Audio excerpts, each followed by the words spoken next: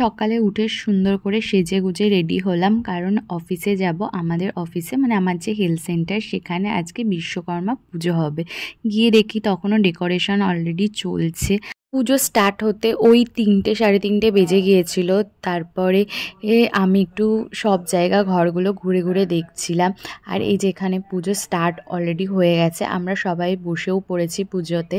বেশ সুন্দর করে পুজোটা হয়েছিল, আর এই ডেকোরেশনটাও খুব সুন্দর করেছিল। ও কয়েকটা ভাই মিলে করেছিল। এরপরে হয়েছিল হোমযজ্ঞ। তারপরে আমাদের যত মেশিনগুলো আছে, ল্যাবের মেশিন আর কম্পিউটারগুলো, সবগুলোতে আর আমার কিছু জিনিস ছিল, সেগুলোতেও ঠাকুরমশাই ফুল ছিটিয়ে দিয়েছে। এর পরের দিন মেনুতে ছিল খিচুড়ি, সবজি, পায়েস, চাটনি, পাঁপড়। এখানে আমার দিদিরা সব খেতে বসে গেছে, সবাইকে আমরা পরিবেশন করছিলাম। আর লাস্টে আমরাও সবাই মিলে খেতে বসে গিয়েছিলাম, আমার হেলথ সেন্টারে সবাই মিলেই। খুব মজা করে এই 2টো দিন কেটে গিয়েছিল।